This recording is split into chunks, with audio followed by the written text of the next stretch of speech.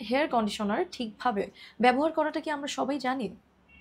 আমরা অনেকেই জানি না যে কন্ডিশনার সরাসরি স্ক্যাল্পে লাগাতে হয় না। চলুন তাহলে জেনে নেই খুবই সামান্য কিন্তু খুবই গুরুত্বপূর্ণ একটি উপায় বা একটি তথ্য যেটি আসলে আমাদের সবারই জানা থাকা উচিত। কন্ডিশনার ব্যবহার করলে আমাদের চুল খুব বেশি ঝলমলে এবং মসৃণ হয়ে ওঠে, সেটা আমরা সবাই জানি।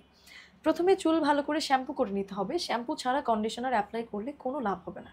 শ্যাম্পু করে চুলটাকে ভালোভাবে পরিষ্কার করে ফেলতে হবে। তারপর চুল হালকা, হালকা ভেজা থাকা অবস্থায় কন্ডিশনার এপ্লাই করতে হবে। পুরো চুপচুপে ভেজা থাকা অবস্থায় কন্ডিশনার এপ্লাই করলে কোনো লাভ নেই। চুল পরিষ্কার করে কন্ডিশনার এপ্লাইয়ের সময় অবশ্যই মাথায় রাখতে হবে চুলের আগায় কন্ডিশনার এপ্লাই করতে হয়। চুলের গোড়ায় কন্ডিশনার এপ্লাই করা যায় না। চুলের গোড়ায় যদি আপনি কন্ডিশনার এপ্লাই করেন তাহলে আপনার চুল দ্রুত পরিমাণে পড়তে থাকবে বা কমে যাবে।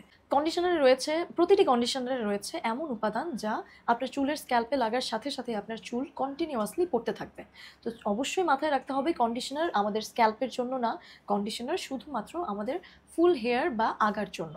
আপনার রুক্ষতা, শুষ্কতা দূর করার জন্য এটি কোনো হেয়ার কেয়ার না। কন্ডিশনার এপ্লাই করার পর ৩ থেকে ৫ মিনিট সেটিকে রেখে দিতে হবে। তারপর আস্তে, আস্তে করে ঠান্ডা পানি দিয়ে ধুয়ে ফেলতে হবে খুব ভালোভাবে। এভাবে কন্ডিশনার ব্যবহার করলে আপনার চুল সুন্দরও থাকবে এবং আপনার চুল পড়াও রোধ হবে। মসৃণ প্রাণবন্ত চুল আপনাকে করবে আরও বেশি কনফিডেন্ট।